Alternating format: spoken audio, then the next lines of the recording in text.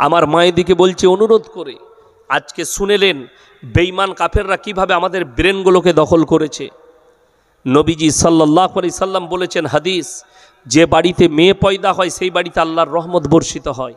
আর আজকে আমাদের মা বোনরা, কোনো বউ মায়ের যদি পরপর দুটো মেয়ে হয়, অনেক মেয়েরা বলে এটা আমার কুলোচ্ছনে বৌমা বেটা হয়নি, দুটো বিটি হয়েছে। হ্যাঁ আমার যুবক, তোমার মা যদি বলে তোর বউ কুলোচ্ছনে তিনটে বিটি হয়েছে, তোমার মাকে জিজ্ঞেস করবে তাহলে তোমার মা কত বড় কুলোচ্ছনে যে তোমাকে পয়দা করেছে। কথা বুঝতে পেরেছেন? তুমি তোমার মাকে জিজ্ঞেস করো আমার নানি কত বড় কুলোচ্ছনে ছিল। কেউ যদি বলে তোমার তিনটে বিটি হয়েছে, বউকে তালাক দিয়ে দাও, তুমি তোমার মাকে বলবে আগে আমার নানাকে বল, তোর মাকে আগে তালাক দিবে, যেহেতু তোকে পয়দা করেছে। একজন মহিলা মেয়ে হয়ে সে মেয়ের বিরোধিতা করে। আল্লাহর নিয়ামত, ছেলে হোক কিংবা মেয়ে হোক, শুকর আদায় করো আল্লাহর কাছে, কেঁদে আল্লাহ তুমি সন্তান দিয়েছো। আরে বেটার বিয়ে দিবেন, রুজির মালিক সকলে বলুন কে? আগেও বললাম আবার বলছি, রুজির মালিক হচ্ছেন এক নম্বরে আল্লাহ। আল্লাহ যদি রুজির মালিক হয়, যদি আল্লাহকে বিশ্বাস করেন তিনি রুজির মালিক, তাহলে কেমন করে তোমার দ্বিধাবোধ হয়, তোমার ব্রেন কি করে বলে যে রুজির মালিক যদি আল্লাহ হয়, তাহলে আমি কি করে বিশ্বাস করি যে আমার বেটার বিয়েতে পণলিলে? শুনেলেন, কেউ যদি নিজের বেটাকে 10 কোটি টাকা দিয়ে যায়, তার তকদিরে যদি ভিক্ষা করা লেখা থাকে, আল্লাহর কসম ভিক্ষা করে খাবে। কোটিপতি হলেও তার তকদিরে ভিক্ষা করা লেখা থাকলে ভিক্ষা করে খাবে। আর তুমি যদি 1 টাকা না দাও, বিনা পয়সায় বিয়ে দাও, তোমার সন্তানের কিছুই না থাকে, তার তকদিরে যদি কোটিপতি হওয়া লেখা থাকে, আল্লাহর কসম কেউ রুখতে পারবে না, সে কোটিপতি হবে। কোটিপতি বরকত।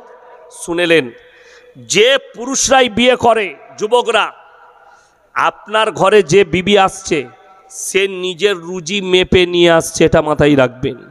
বাচ্চা পয়দা হলে নিজের রুজি মেপে নিয়ে আসছে। কোরআনটা শুনেলেন, যারা মনে করেন আমার 3টে মেয়ে হয়েছে কি করে মানুষ করব, বিয়ে দেবো, যারা মনে করছেন 3টে ছেলে কি করে মানুষ করব, কোরআনে আছে ওয়ালা তাকতুলু আওলাদাকুম খশিয়াতা ইমলাক নাহনু নারযুকুহুম ওয়া ইয়াকুম, তোমরা দরিদ্রতার ভয়ে তোমাদের আওলাদকে কতল করো না, পেটের সন্তানকে।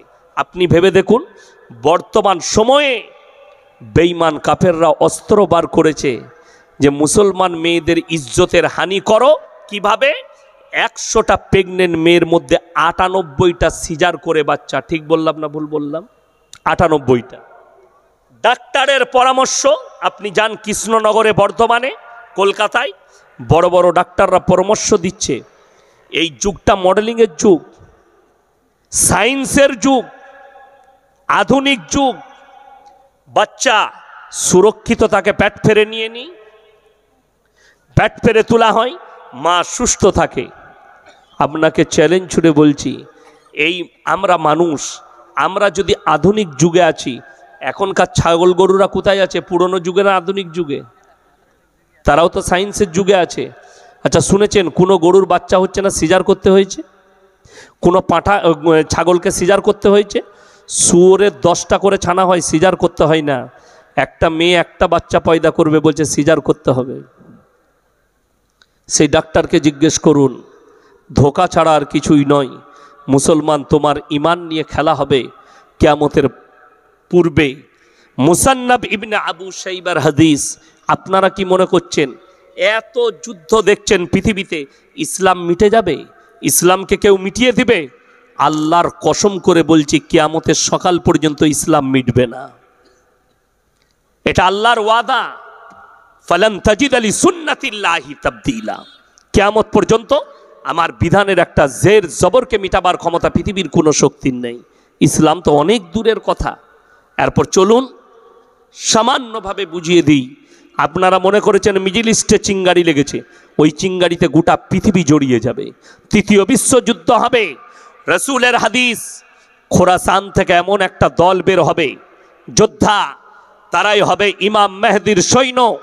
যুদ্ধ করতে করতে তারা আল আকসায় গিয়ে ঝান্ডা গাড়বে, পৃথিবীতে ইসলাম প্রতিষ্ঠিত হবে। চলুন এরপরে পৃথিবীতে ইসলাম প্রতিষ্ঠিত হওয়ার পরে মুসান্নাব ইবনে আবু শাইবার হাদিস, রসুল আকরাম সাল্লাল্লাহু আলাইহি সাল্লাম বললেন, হে আমার সাহাবীরা শোনো, পৃথিবীর মানুষকে শুনিয়ে দাও, কিয়ামতের পূর্বে মসজিদগুলো মুসল্লিতে ভরে যাবে।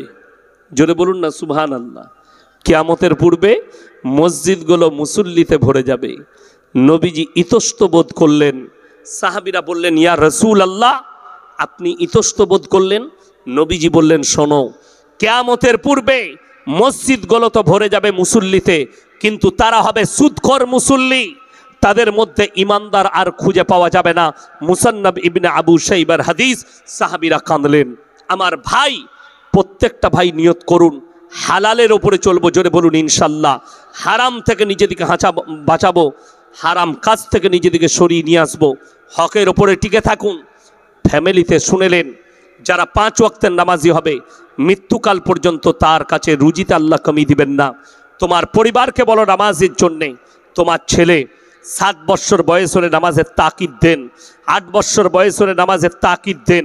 বালিগ হয়ে গেলে নামাজ না পড়লে তার উপরে বেত্যাঘাত করুন, তার উপরে মারুন, তাকে মারো। মা দিকে বলবো, তোমার মেয়ে 10 বৎসর বয়স হয়েছে, নামাজ পড়াও, তাকে নামাজি করে দাও, পর্দা করাও, বাড়ির মধ্যে কোরআনের তিলাওয়াত নিয়ে এসো। আল্লাহ তোমার রুজিতে বরকত দেবে, তোমার ইমানে বরকত দেবে। মরণের পরে কবরটা আসান হবে, কিয়ামতের ময়দান আসান হবে। কিয়ামতের ময়দানটা মারাত্মক কঠিন ময়দান হবে। কিয়ামতের ময়দানটা এত কঠিন হবে, আপনি অনুভব করতে পারবেন না, এত মারাত্মক কঠিন হবে। তাই আমার ভাই, আমার মা বোন, যারাই এখানে এসছেন, প্রথম থেকে এতক্ষণ পর্যন্ত বসে আছেন, আল্লাহ সকলকে কবুল করুক, আজকের রাত্রিকে কবুল করুক, আজকের জলসাকে আল্লাহ কবুল করে লেক। যে ভাইয়েরা মেহনত করে জলসা দিয়েছেন, এই জলসা কমিটির আল্লাহ সকল সদস্যকে আল্লাহ নামাজি মুসল্লি দিনদার বানিয়ে দেখ। সকলের জানে মালে ইজ্জতে আল্লাহ বরকত দেখ, কারোবারে আল্লাহ বরকত দেখ। আমার ভাই, প্রত্যেকটা ভাইকে অনুরোধ করব যে সবাই মসজিদমুখী হন, নামাজি হন, দিনদার হন। আল্লাহ আমাদের সকলের জানে মালে ইজ্জতে বরকত দেখ, কারোবারে বরকত দেখ। আমিন। ওয়া আখিরু দাওয়ানা আনিল হামদুলিল্লাহি রাব্বিল আলামিন। সবাই দরুদ শরীফ পড়ুন। আল্লাহুম্মা সাল্লি আলা মুহাম্মাদিন ওয়া আলা আলি মুহাম্মদ কামা সাল্লাইতা আলা ইব্রাহিম ওয়া আলা আলি ইব্রাহিম ইন্নাকা হামিদুম মাজিদ। আল্লাহুম্মা বারিক আলা মুহাম্মাদিন ওয়া আলা আলি মুহাম্মদ কামা বারাকতা আলা ইব্রাহিম ওয়া আলা আলি ইব্রাহিম ইন্নাকা হামিদুম মাজিদ। রব্বানা আতিনা ফিদ দুনিয়া হাসানা ওয়া ফিল আখিরাতি হাসানা ওয়া কিনা আযাবান নার। রব্বানা লা তুযিগ কুলুবানা বাদা ইদ হাদাইতানা ওয়া হাব লানা মিন লাদুনকা রাহমা ইন্নাকা আনতাল ওয়াহ্হাব। রব্বানা ইগফির লানা ওয়া লিইখওয়ানিনাল্লাযীনা সাবাকুনা বিল ঈমান ওয়া লা তাজআল ফী কুলুবিনা গিল্লাল লিল্লাযীনা আমানু রব্বানা ইন্নাকা রাউফুর রহিম। ইয়া আল্লাহ, আমরা গুনাহগার, খাতাকার, পদকার, সিয়াকার, গুনাহকে মাফ করে দাও, খাতাকে দরগুজার করে দাও। আমাদের সকলকে তুমি পরেজগার, মুত্তাকি, দিনদার বানিয়ে দাও, তোমার দিনের প্রতি পরিচালিত করে নাও। আমরা অসহায় আর দুর্বল ভিখারির মতো হাত দুটো তুলে ধরেছি, তুমি আমাদের হাতকে ফিরিয়ে দিও না। আজকের এই মজমায় যে সমস্ত ভাইয়েরা, মায়েরা, বোনেরা আমরা হাত তুলেছি, হাত তোলার পূর্বে পূর্বে বিগত জীবনের সগীরা কাবীরা, জাহিরি বাতিনি, দিনের দিবালে, রাতের অন্ধকারে জেনে অজেনে যত পাপ করেছি সব তুমি ক্ষমা করে দাও। আমাদের পূর্বপুরুষ যারা দুনিয়া থেকে চলে গেছে, তাদের কবরের দিকে জান্নাতুল ফিরদৌসের দরজা খুলে দাও। আল্লাহ, আমরা যখন হাজরি দেব, কালমার সঙ্গে যেন হাজরি দিতে পারি, কালমার সঙ্গে খাতবা নসিব করো। কিয়ামতের ময়দানকে আসান করে দিও। তোমার রসুলের হাতে হাউজে কাউসার তুমি দান করো, তোমার রসুলের পাশে বসার তুমি তৌফিক দান করো। যেভাবে চললে তুমি রাজি খুশি হবে সেইভাবে পরিচালিত করে নাও। আমরা তো বড় দুর্বল, জানি না তুমি কাকে ভালোবাসো। কত উলামায়ে দ্বীন হাত তুলেছেন, কত মুরব্বী বাবাজি, কত নওজওয়ান, কত মাসুম, কত ইমাম সাহেব, কত মা বোন। আল্লাহ, তুমি যাকে ভালোবাসো তার মুখের দিকে তাকিয়ে দোয়াকে কবুল করে নাও।